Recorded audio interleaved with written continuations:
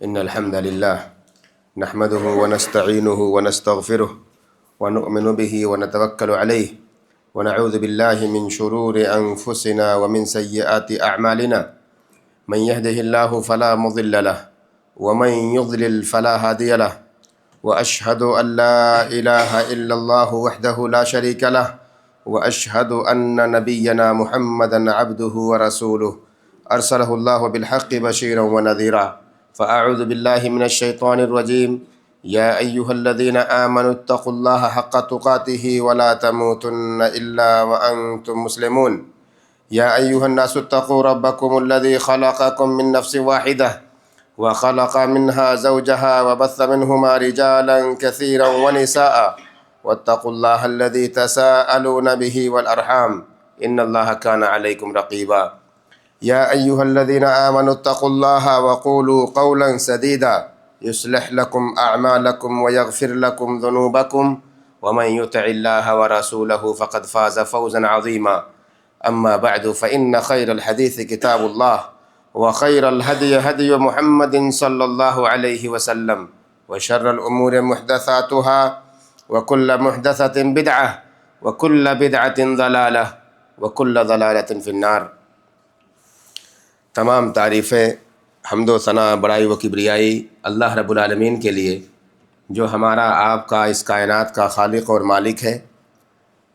اس کے بعد سارے نبیوں اور رسولوں پر درود و سلام، خصوصیت کے ساتھ ہمارے آخری نبی احمد مجتبیٰ محمد مصطفیٰ صلی اللہ تعالی علیہ وآلہ وسلم پر، آپ کی آل و اولاد، آپ کے صحابہ اور ان تمام لوگوں پر جو صحیح طور پر آپ کی اتباع اور پیروی کرتے ہیں۔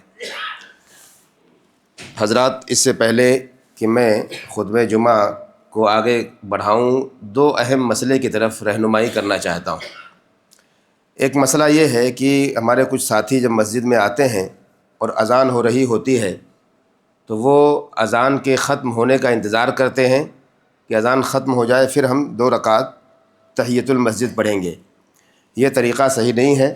انہیں چاہیے کہ جیسے مسجد میں داخل ہوں فوری طور پر اپنے 2 رکعت تحیۃ المسجد پڑھ لیں، مؤذن کے اذان کے ختم ہونے کا انتظار نہ کریں۔ اس کی وجہ یہ ہے کیونکہ اذان کا جواب دینا یہ مستحب اور مباح ہے، اور خطبہ سننا یہ واجب ہے۔ تو واجب کام کو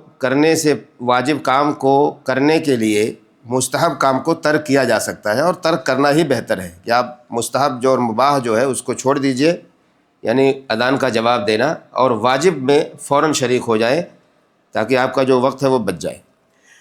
دوسرا مسئلہ یہ ہے کہ آج چونکہ رمضان المبارک کا یہ آخری جمعہ ہے، اس کے حوالے سے ایک تصور ہمارے اور آپ کے یہاں پایا جاتا ہے، اور خاص طور سے واٹس ایپ چینلز اور گروپ میں یہ بات گردش کی جاتی ہے، پھیلائی جاتی ہے کہ الوداعی جمعہ ہے۔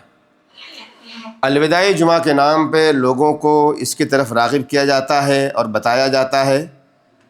الوداعی جمعہ کا کوئی تصور اسلامی ناحیے سے، شرعی ناحیے سے ہے ہی نہیں۔ یہ ہمارے اور آپ کے بنائے ہوئے ہیں، اور ہو سکتا ہے جس نے بنایا ہو اس کی نیت اچھی ہو کہ وہ سوچا ہو لوگوں کو دعوت دی جائے کہ بھئی نماز جمعہ کے لیے پہلے شریک ہوں، مسجد میں جلدی پہنچ جائیں نہا دھو کر۔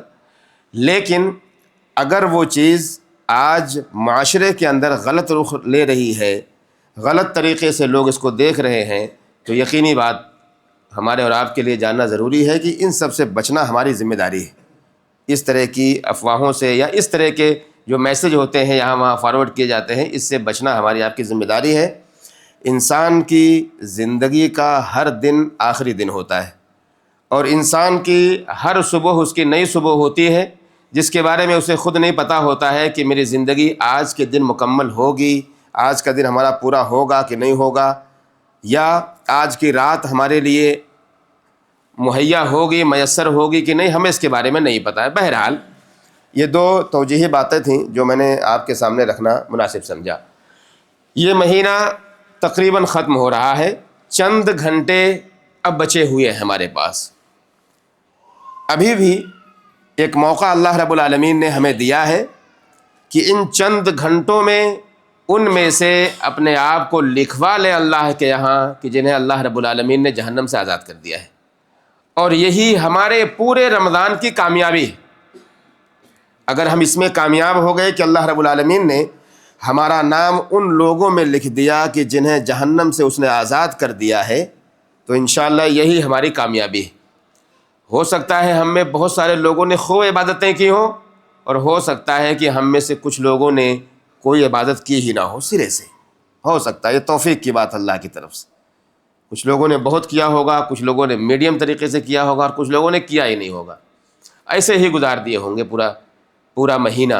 بلکہ یوں کہا جائے جو حدیث میں ہے کہ من صام رمضان ایمانا واحتسابا غفر له ما تقدم من ذنبه ومن قام رمضان ایمانا واحتسابا غفر له ما تقدم من ذنبه، جس نے رمضان کے روزے رکھے، جس نے راتوں میں قیام کیا، کیا سمجھ کر؟ ایمان اور اجر کی نیت سے، تو اللہ رب العالمین اس کے پچھلے گناہوں کو معاف کر دیتا ہے۔ یہ حدیث آپ بار بار سنتے آئے ہیں۔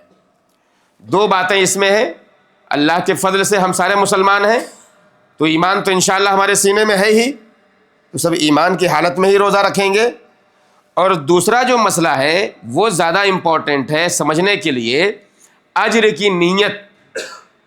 بہت سارے ہمارے بھائی یہ سمجھتے ہیں کہ میرے گھر والے روزہ رکھ رہے ہیں اس لیے میں بھی رکھ رہا ہوں۔ بہت سارے بھائی یہ سمجھتے ہیں کہ سب دنیا روزہ رکھ رہی ہے، کمپنی میں لوگ روزہ رکھ رہے ہیں اس لیے میں بھی رکھ رہا ہوں۔ بہت سارے بھائی سمجھتے ہیں کہ کہیں کھانے پینے کا انتظام نہیں ہوگا، ہوٹل بند ہے اس لیے روزہ رکھنا ضروری ہے، مجبوری ہے روزہ رکھنا۔ بہت سارے لوگ سمجھتے ہیں کہ میں گھر میں بھی بنا کے، اپنے ڈیرے میں بنا کے نہیں کھا سکتا ہوں، ساتھی وہاں رہتے ہیں اس لیے میں روزہ رکھ لیتا ہوں۔ ایسے لوگ اجر سے محروم لوگ ہیں، ایسے لوگوں کو اجر نہیں ملنے والا۔ اس لیے ضروری ہے کہ جہاں ایمان ہو وہیں پر اجر کی نیت بھی ہو۔ یہ دونوں چیزیں جب جمع ہوں گی تو اللہ رب العالمین ہمیں اور آپ کو اجر کے طور پہ، ثواب کے طور پہ عطا کرے گا کہ ہمارے پچھلے گناہوں کو معاف کر دے گا۔ سارے گناہ سے انشاءاللہ ہم اور آپ پاک اور صاف ہو جائیں گے۔ ایک چیز۔ دوسری بات اس میں یہ ہے، بہت سارے علماء اس کے حوالے سے یہ بات بیان کرتے ہیں کہ کیا جو گناہ معاف ہوتے ہیں وہ چھوٹے اور بڑے دونوں گناہ معاف ہوتے ہیں؟ کچھ صغیرہ گناہ ہیں، چھوٹے گناہ ہیں، اور کچھ بڑے گناہ ہیں۔ کیا بڑے گناہ بھی معاف ہو جاتے ہیں؟ اس کا جواب بھی بہت سارے علماء نے یہ کہتے ہوئے دیا کہ چھوٹے گناہ تو یوں ہی انسان کے معاف ہو جاتے ہیں۔ ہم اور آپ جب وضو کرتے ہیں اور پورا ہاتھ پیر منہ چہرہ دھوتے ہیں تو اللہ رب العالمین ان ہاتھوں سے، آنکھوں سے، زبان سے کیے ہوئے گناہوں کو ایسے مٹا دیتا ہے۔ اسی لیے بہت سارے علماء نے کہا کہ جب اس طرح کی باتیں کہیں بھی آئیں کہ گناہ کو اللہ معاف کر دیتا ہے تو اس سے مراد یہ سارے صغیرہ گناہ جو ہم اور آپ کرتے ہیں سب معاف ہو جاتے ہیں، اور جو بڑے گناہ ہیں اس کے لیے توبہ کی شرط لگائی ہے۔ ماں باپ کا نافرمان کبھی بھی وضو کرنے سے اس کے گناہ معاف نہیں ہوں گے۔ شرک کرنے والا، چوری کرنے والا، وہ یہ سوچے کہ میں نماز پڑھ لوں گا، روزہ رکھ لوں گا، میرے گناہ ایسے معاف ہو جائیں گے، وضو کر لوں گا معاف ہو جائیں گے۔ علماء کہتے ہیں نہیں، جو کبیرہ گناہ ہیں ان کے لیے توبہ کرنا ضروری ہے۔ اور وہیں پر کچھ ایسے علماء بھی ہیں جو کہتے ہیں نہیں، یہ کہہ دینا کہ چھوٹا اور بڑے کو فرق کرنا یہ ظلم ہوگا، یہ صحیح نہیں ہے۔ اللہ معاف کرنے والا ہے، جو چاہے گا معاف کر دے گا۔ لیکن کم سے کم ہمارے لیے سمجھنے کے لیے یہ ہے کہ چھوٹے اور بڑے گناہ کا فرق ہمیں کرنا چاہیے، تاکہ ہمیں پتہ ہو کہ ہم چھوٹے گناہ جو معمولی اور ہلکا سمجھ کے کرتے ہیں یا ہلکے گناہ ہوتے ہیں وہ تو بہت ہی معمولی سے ہوتے ہیں، لیکن جو بڑے گناہ ہوتے ہیں، جو نظر آتا ہے انسان کو کہ یہ میں نے جرم کیا ہے، وہاں پر اللہ کے سامنے خود کو پیش کرے، اللہ کے سامنے خود کو حاضر کرے اور یہ اقرار کرے اس بات کا کہ میں نے گناہ کیا ہے، تاکہ گناہ کے عظیم ہونے کا پتہ بھی ہمیں چلے اور اللہ رب العالمین کے معاف کرنے کا اندازہ بھی ہمیں ہو کہ معافی دینے والا تو وہی ہے۔ ایسے نہیں کہ ہم نے ہل چلتے پھرتے چھوٹے سے گناہ کر لیے، ہمارے گناہ معاف ہو گئے، ایسے ضروری نہیں ہے کہ شرک بھی ایسے ہی معاف ہو جائے، بدعت بھی ایسے ہی معاف ہو جائے، ماں باپ کا نافرمان بھی ایسے معافی پا جائے۔ اس لیے جب بڑے گناہ انسان سے ہوں تو انسان کو چاہیے کہ اپنے آپ کو اللہ کے سامنے پیش کرے کہ اللہ مجھ سے گناہ ہو گیا ہے، مجھ سے بڑے گناہ ہو گئے ہیں، مجھے تو معاف کر دے، تو اللہ رب العالمین ضرور بضرور اس کے گناہ کو معاف کرے گا۔ تو یہ مہینہ دھیرے دھیرے رخصت ہو رہا ہے، چند گھڑیاں بچی ہوئی ہیں۔ آنے والا دن ہو سکتا ہے آخری روزہ ہمارے لیے ہو، اس کے بعد ایک مسئلہ ہمارے لیے ہوگا جو کہ زکوٰۃ فطر کے نام سے ہم اور آپ جانتے ہیں، اس مسئلے کی وضاحت، اور پھر اس کے بعد فوری طور پہ ایک مسئلہ یہ ہوگا کہ نماز عید کی ادائیگی۔ اس سے متعلق چند ایک باتیں آج کے اس خطبہ جمعہ میں انشاءاللہ میں آپ کے سامنے رکھوں گا۔ صدقۃ الفطر یا زکوٰۃ فطر ایک ہی معنی میں ہے، یا فطرانہ ہمارے یہاں کہا جاتا ہے۔ فطرانہ یہ دراصل ایک ایسا واجب ہے ایک ایمان والے پر، ایک مسلمان پر، کہ جس کو ادا کرنا ضروری ہے، اور اگر کوئی ادا نہیں کرے گا تو گنہگار ہوگا۔ زکوٰۃ اس کو اس لیے کہا گیا کیونکہ یہ واجب ہے، جس طرح زکوٰۃ واجب ہے اس طرح سے یہ بھی واجب ہے، اس لیے فطر کی طرف زکوٰۃ کی نسبت کی گئی ہے۔ تو فطر کا مطلب ہوتا ہے توڑنا۔ ہم اور آپ جب روزے سے فارغ ہو جائیں گے تو جو ہمارے روزے ٹوٹ جائیں گے، ختم ہو جائیں گے، تو اب ہمیں اس کا زکوٰۃ دینی ہے، وہ زکوٰۃ فطر جسے فطرانہ کہتے ہیں، وہ ادا کرنا ہے۔ یہ ہوتا کیوں ہے؟ اس کی مشروعیت کی حکمت کیا ہے؟ کیوں ہمارے اوپر اسے واجب کیا گیا؟ اس کے بارے میں اللہ کے نبی محمد الرسول اللہ صلی اللہ علیہ وسلم کی حدیث آتی ہے۔ عبداللہ ابن عباس رضی اللہ تعالی عنہ بیان کرتے ہیں کہ فرض رسول اللہ صلی اللہ علیہ وسلم زکوٰۃ الفطر طہرۃ للصائم وطعمۃ للمساکین۔ اللہ کے نبی محمد الرسول اللہ صلی اللہ علیہ وسلم نے فطرانے کو فرض اس لیے کیا ہے تاکہ جو روزے دار تھے ان کو پاک کیا جا سکے۔ پاک کیسے ہوگا؟ کہا طہرۃ للصائم من اللغو والرفث، جو لغو باتیں، جو کچھ گناہ اسے سرزد ہوئے تھے دوران صیام روزے کی حالت میں، اس سے پاک کرنے کے لیے یہ فطرانہ دینا ہوتا ہے ہمیں اور آپ کو۔ ہم میں سے کوئی یہ نہیں کہہ سکتا کہ میرا روزہ 100% بڑے اچھے سے گیا ہے۔ بڑے اچھے سے مراد ہو سکتا ہے ہماری آنکھوں نے غلطیاں کی ہوں روزے کی حالت میں، ہو سکتا ہے ہماری زبان نے غلطی کی ہو سکتا ہے ہمارے ہاتھوں نے غلطیاں کی ہوں، ظلم کیا ہو کسی پر، ہو سکتا ہے ہمارے کان نے کچھ ناجائز چیزوں کو سنا ہو۔ انہی ساری چیزوں سے ہمارے روزوں کو پاک کرنے کے لیے اللہ کے نبی محمد الرسول اللہ صلی اللہ علیہ وسلم نے ہمارے اوپر فطرانے کو واجب کیا ہے۔ ایک وجہ یہ۔ دوسری وجہ کہا وَطُعْمَةً لِّلْمَسَاكِينَ، جو مسکین ہیں، جو فقیر ہیں، محتاج ہیں، ان کے کھانے کا انتظام کیا گیا ہے۔ عید خوشی کا دن ہے، ایسا نہ ہو کہ کوئی مسلمان عید کے روز کھانے کے لیے تڑپ جائے، کھانے کے لیے ترس جائے، اس کے گھر میں چولہا نہ جلے۔ اس سے بچانے کے لیے بھی صدقۃ الفطر کو واجب کیا گیا تاکہ مسکینوں اور فقیروں کے گھروں کو کھانے سے آباد کیا جائے، ان کو بھی پتہ چلے کہ آج یہ عید ہے جس کے اندر سارے مسلمان شریک ہوتے ہیں، ہم بھی اس خوشی میں شریک ہوں، ان کو شریک کیا جائے۔ اس لیے ہمارے اور آپ کے اوپر صدقۃ الفطر کو واجب کر دیا گیا۔ آگے حدیث میں آتا ہے من اداہا قبل الصلاۃ فہی زکوٰۃ مقبولہ، جس نے نماز عید سے پہلے اسے ادا کر دیا اس کی وہ زکوٰۃ قبول ہو گئی، اور جس نے نماز عید کے بعد ادا کیا تو اس کا عام صدقہ شمار ہوگا، وہ واجب گویا کہ اس نے ادا نہیں کیا نماز کی۔ اس لیے یہ پوائنٹ ضروری ہے سمجھنا۔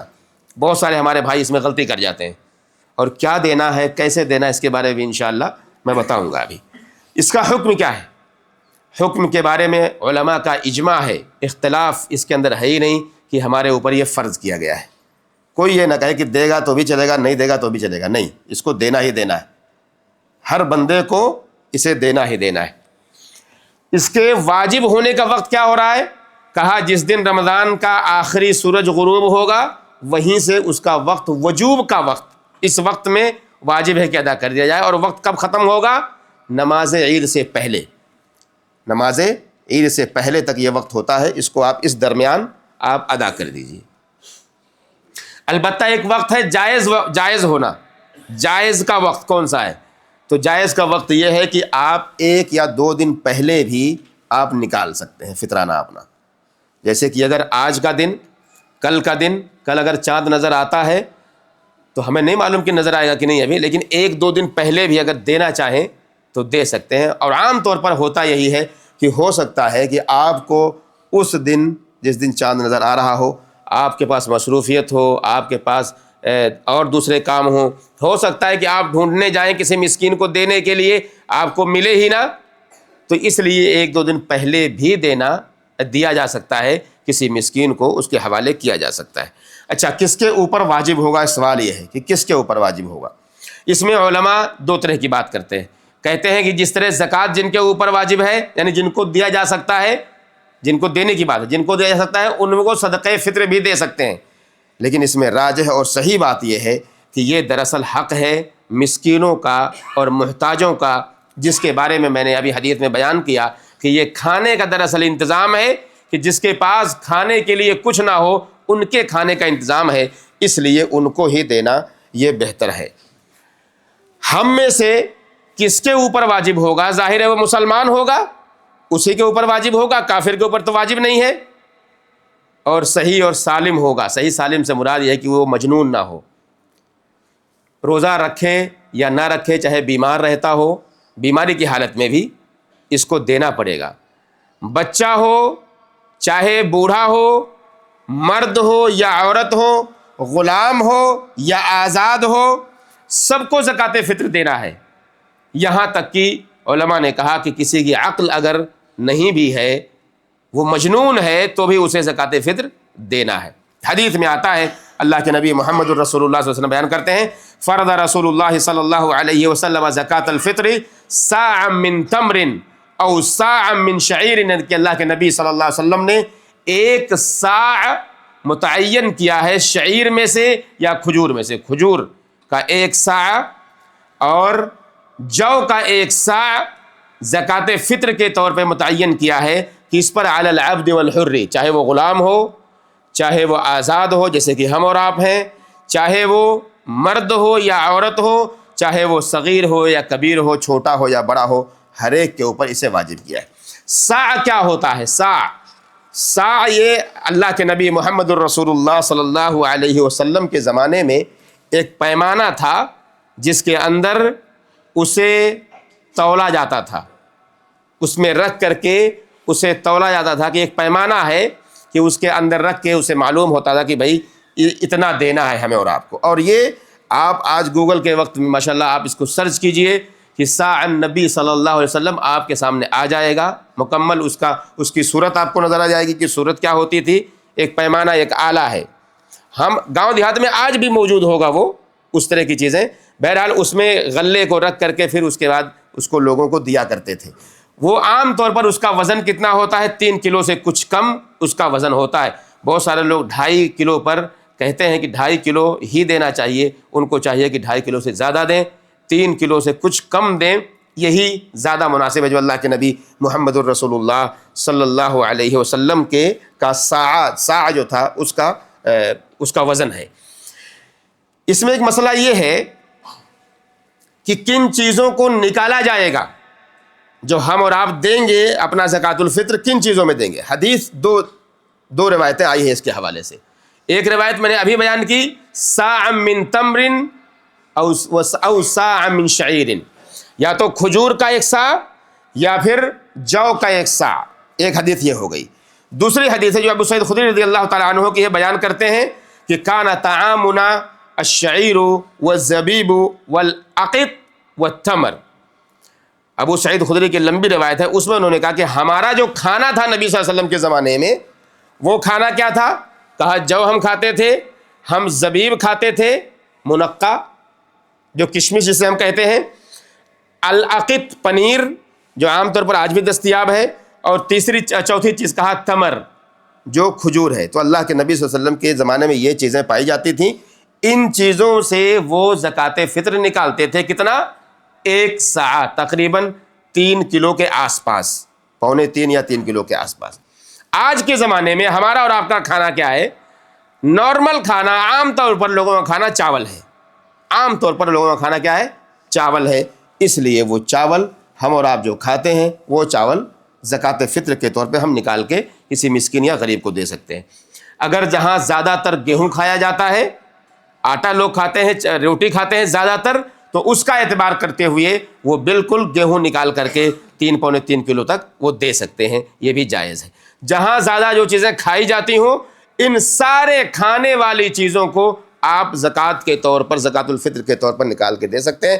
کسی کے ہاں اگر کاجو اور بادام کھائے جاتے ہوں تو وہ بھی اس کے اندر نکال کر اتنے کلو دے سکتے، جہاں بھی جس طرح سے کھایا جاتا ہو، جو عام طور پر عرف عام میں معروف ہو کہ یہ کھانا ہمارے یہاں کھانے کے طور پر استعمال ہوتا ہے۔ یا ایسا نہیں کہ چلو کچھ چیزیں ہوتی ہیں جو اسٹارٹر کے طور پر استعمال ہوتے ہیں، وہ کھانا نہیں ہوتا ہے، وہ تھوڑا سا آدمی ذوق کے طور پہ چکھتا ہے اسے، لیکن جو اصل کھانا ہے جو پیٹ بھرنے کے لیے، اس کا اندازہ ہم سب کو اس کے اندر ہے۔ ایک بات یہ کہ اخراج یعنی کب نکالا جائے اسے، میں نے بتایا کہ نماز عید سے پہلے تک نکالنا ہمارے اور آپ کے لیے ضروری ہے۔ نماز عید کے بعد اگر آپ دیں گے تو یقیناً وہ صدقہ ہو جائے گا، عام صدقہ ہو جائے گا، وہ زکوٰۃ فطر کی ادائیگی نہیں ہوگی۔ لیکن ایک سوال یہ کہ کیا اگر کوئی آدمی بعد میں نکال ہی دے، غلطی ہو گئی، اسے بھول گیا یا نہیں یاد رہا، نہیں مل سکا کوئی، تو کیا اس کے اوپر کوئی کفارہ لازم آئے گا؟ علماء نے ذکر کیا ہے ایسے کہ آدمی کے اوپر کوئی کفارہ نہیں ہے کسی بھی طرح کا، جبکہ بہت سارے لوگ اس میں ہمارے اور آپ کے درمیان اس کو عام کرتے ہیں کہ نہیں، اگر آپ نہیں دیں گے تو کفارہ دینا پڑے گا۔ کوئی کفارہ نہیں اس کے اندر، لیکن ہمیں چاہیے کہ ہم اسے دیں اور نماز عید مصلی سے پہنچنے سے پہلے دیں، تاکہ لوگوں کے گھروں میں چولہے جل سکیں۔ جیسا کہ میں نے کہا، خصوصی طور پر ہمارے روزے جس کے اندر کچھ غلطیاں ہم سے ہوئی ہوں، وہ ہمارے روزے پاک اور صاف ہو سکیں، اس کے اندر کوئی غلطی جو ہم سے سرزد ہوئی ہے وہ ٹھیک ٹھاک ہو جائے انشاءاللہ اللہ کی نظر میں۔ میں نے کہا کہ مسکینوں کو دیا جائے اور فقیروں کو دیا جائے، اس کے بارے میں زور دیا ہے شیخ الاسلام ابن تیمیہ رحمہ اللہ نے، کہا طعمۃ للصائم، طعمۃ للمساکین، مسکینوں کے لیے چونکہ یہ کھانا ہے اس لیے انہی کو دینا یہ اولا اور افضل ہے کہ آدمی اس کا خاص اہتمام کرے۔ بہت سارے ہمارے بھائی اس میں غلطی یہ کرتے ہیں کہ پیسے کی شکل میں لوگوں کو دیتے ہیں، پیسے کی شکل میں 1 دینار عام طور پر متعین کیا جاتا ہے، 1 دینار پیسے کی شکل میں آپ دیتے ہیں۔ یا ہمارے یہاں ہندوستان، پاکستان، بنگلہ دیش وغیرہ میں ہوتا ہے کہ روپے کی شکل میں لوگ دیتے ہیں، 100 200 500 جس اعتبار سے کھانا ہم کھاتے ہیں اس کا حساب کر کے پیسے کی شکل میں دیتے ہیں۔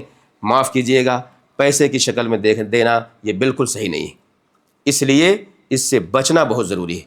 یہ غلہ آپ کو دینا ہے۔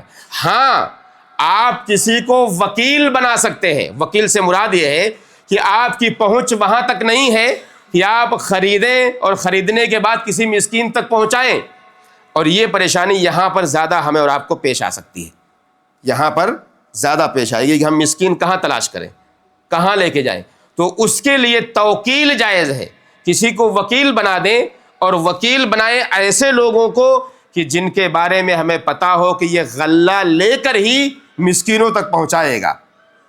آپ پیسہ ایسی صورت میں دے سکتے ہیں، پیسہ دے دیں، لیکن جو وکیل ہوگا اس پر یہ یقین ہو کہ وہ غلہ لے کر کے لوگوں تک پہنچائے گا، مسکینوں تک، تب آپ اسے دیجئے، ورنہ آپ اس سے بھی بچیے، ورنہ بہت سارے ایسے لوگ ہیں جو اس مسئلے میں بھی فراڈ کرتے ہیں۔ اس لیے یہاں کویت کے اندر ماشاءاللہ نظام ہے، یہاں پہ بہت سارے ایسے جمعیات ہیں، خیری ادارے ہیں کہ جو آپ کے زکوٰۃ مال کو وصولیں گے آپ سے دینار کی شکل میں، اور باقاعدہ اہتمام کے ساتھ وہ مسکینوں تک غلے کی شکل میں اسے پہنچائیں گے۔ اس لیے ہمارے لیے یہاں جائز ہے کہ ہم وہ 1 دینار دے دیں، لیکن نیت ہماری یہ ہونی چاہیے کہ وہ غلے کی شکل میں ہم اور آپ دے رہے ہیں، پیسہ نہیں دے رہے ہیں، پیسے، اور نہ ہی جس کو ہم دے رہے ہیں وہ پیسہ بانٹنے والا ہو۔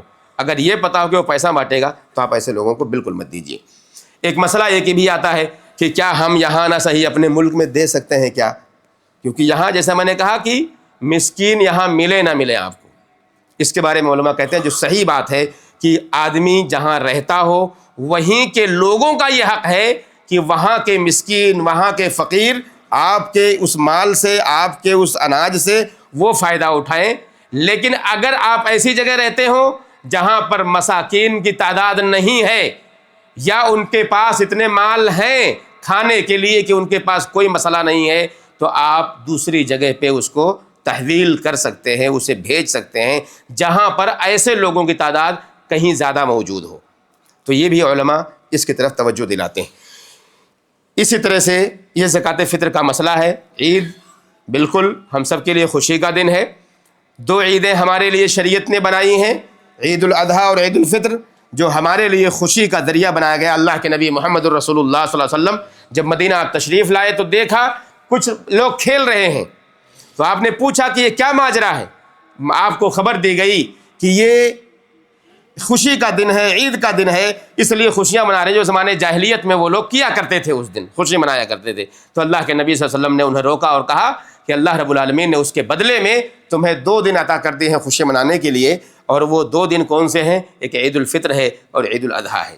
اس دن ہمارے لیے بالکل جائز ہے کہ ہم خوشیاں منائیں اور خوشیوں میں اپنوں کا خاص خیال رکھیں. اپنوں کا، جو آپ کے قریبی ہوں، آپ کے رشتہ دار ہوں، آپ کے والدین ہوں، آپ کے بچے ہوں، آپ کی بیویاں ہوں، آپ کے رشتہ دار ہوں، آپ کے پڑوسی ہوں، آپ کے اپنے جو قریبی ہیں ان کا خاص خیال رکھیں، اور پھر ساتھ میں ساری امت کے لوگوں کا خیال رکھیں. خوشیوں میں سب کو شریک کریں اور ان کی خوشیوں میں آپ خود شریک ہوں. یہ ہمارے اور آپ کے لیے عید کا یہ پیغام ہے. اسی طرح سے ہمیں چاہیے کہ عید کے دن بالکل بھی روزہ نہ رکھیں. بہت سارے بھائی عید کے دن روزے سے ہوتے ہیں، معاف کیجیے گا، بالکل حرام ہے.